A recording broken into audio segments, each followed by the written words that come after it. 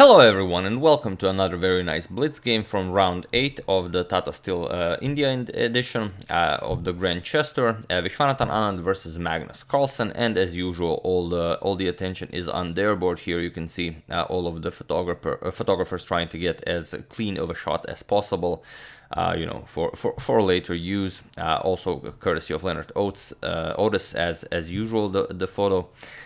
So let's just enjoy that for a moment. There you have it.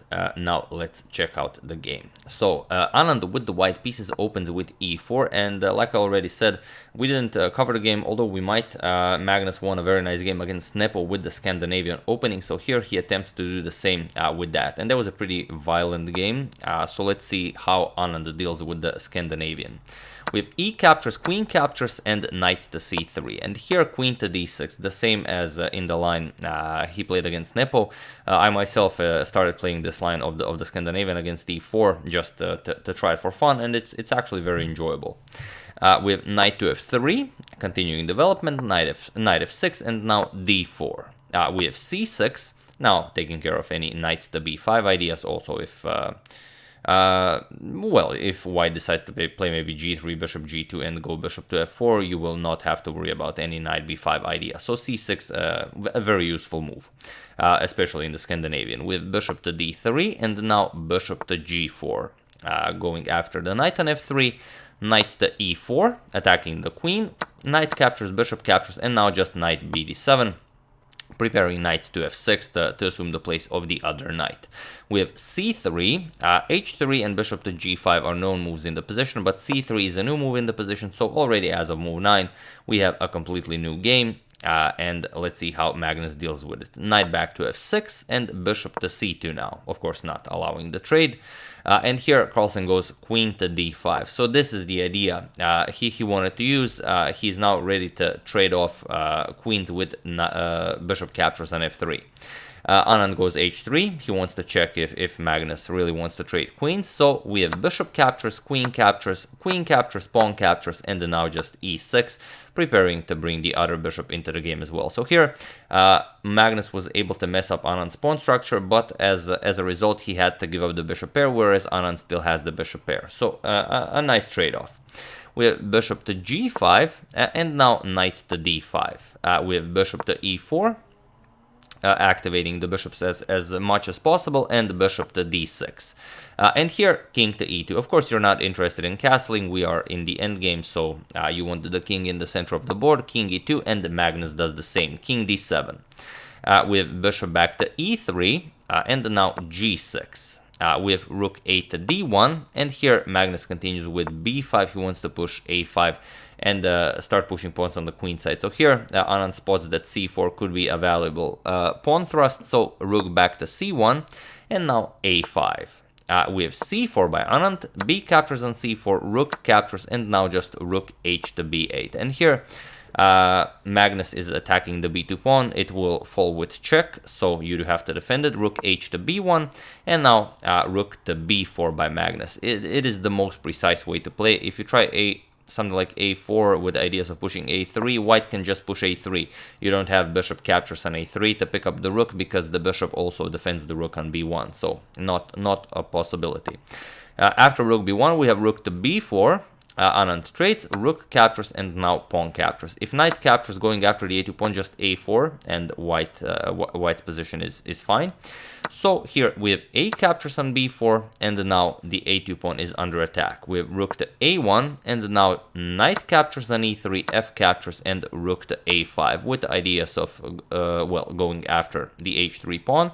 So we have f4 by Anand. Now any rook to h5 ideas can be met with bishop to g2. And here c5, just continuing to push the pawns. Ideas are, well, of course, just c4 and c3, creating a pass pawn. So d captures on c5, with bishop captures on c5, and now Anand has to decide how to get the rook into the game. You cannot move the rook because of rook captures on a2, and if you just wait, you will run into a lot of troubles. For example, bishop e7 to f6, you can go after the b2 pawn, so you can't just wait and see what happens. So here Anand decides to give up a pawn. He plays a3.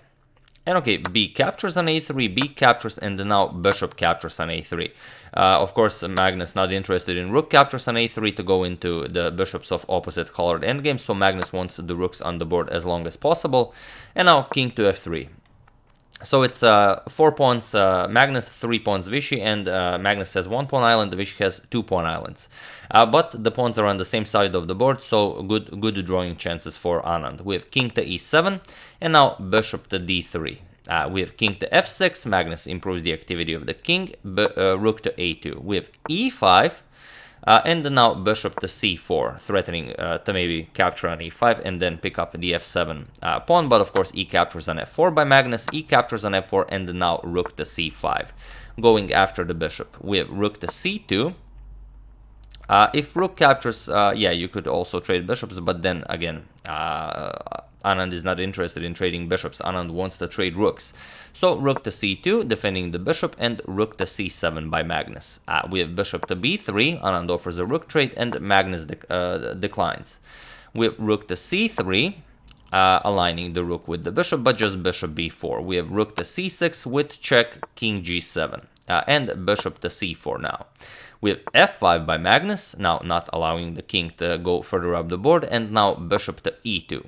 We have rook to A7, trying to infiltrate the back rank, but now bishop to A6, just preventing that, and king to H6. So Carlsen still finding how to try and do something about this position, where he's still up a pawn, but it's not much.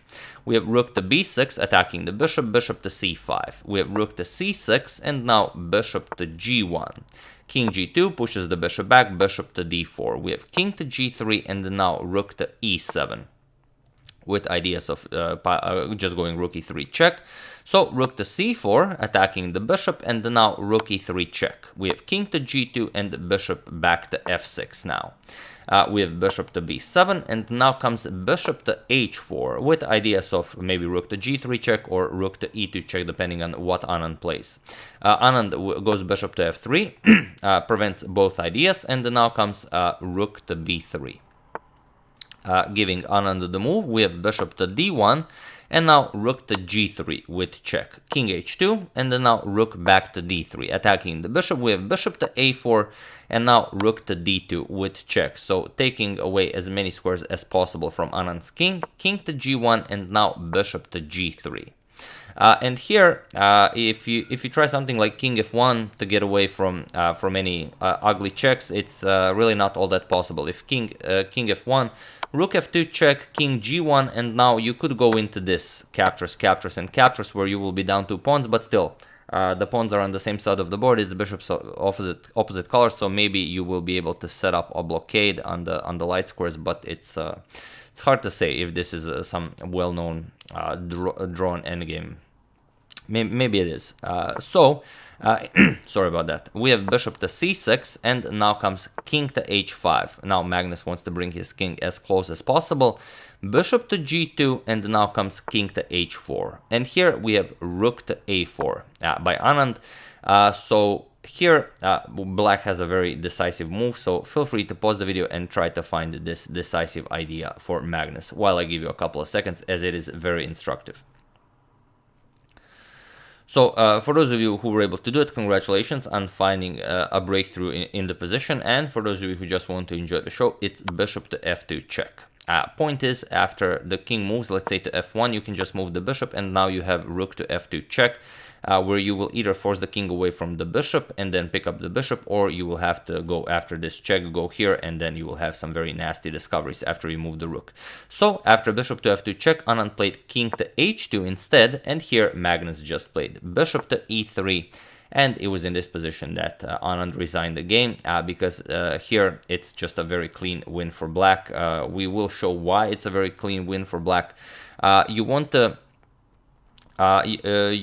prevent just being checkmated. For example, if you try something like king to h1, it doesn't work. You have to play something. You cannot move the bishop as you're pinned here. So you have to move the king if you want to move the bishop. So you can either move the king or the rook. So let's try moving the king first. If you move the king, then you allow king g3, and now it's just game over. Now, rook d1 or rook captures on g2 are both terrible threats.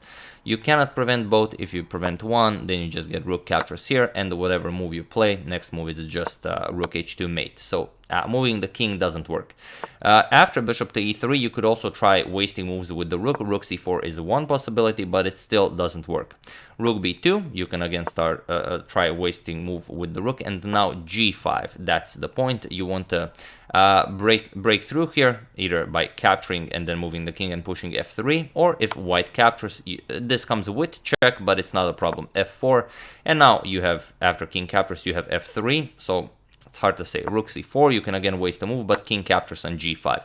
And now f3 is threatened, which would win the bishop on g2. So now you have to do something, let's say king h1, but now you're getting mated. Rook b1 check, king h2, bishop to g1 check, king h1, and now bishop to f2 check. King h2 and bishop to g3 will be mate.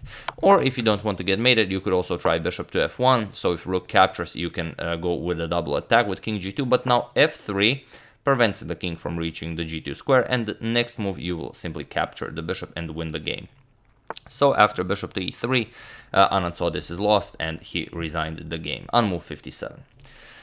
So yeah, that's the game. I do hope you enjoyed it. You could argue that we've been showing too many Carlsen games from this tournament, but it's for a very good reason. It's just that he wins so many games here. It would be unnatural not to show them. Here we have the standings after 3 days of Rapid and 1 day of Blitz. You can see you can see that Magnus is leading the tournament 5 full points ahead of Hikaru Nakamura in second place. So Magnus 21.5 out of 27. The only bump in the road for him was that loss to Ding, but that was just a brilliance on Ding's part. That king march was incredibly impressive. But yeah, followed by Nakamura, who if it's even possible for Magnus not to win this tournament, tomorrow Magnus will have to lose 5 games for Nakamura to catch up to him. If Nakamura can win 5 games in a row, for them just to equalize. So it's very unlikely that Magnus will not win this tournament.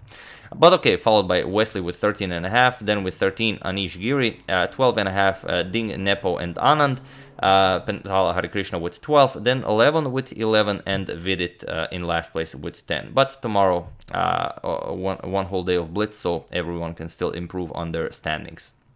So once again, I do hope you enjoyed it. I would like to thank Stephen Green for your contribution to my channel. Thank you a lot. I really appreciate it. As usual, you can check 2 of my previous videos here. Thank you all for watching, and I will see you soon. Checking up on a few more games from the Blitz event, checking up on your suggestions, and of course, whatever else happens in the chess world. So thank you all. I will see you soon, and have an excellent rest of your day.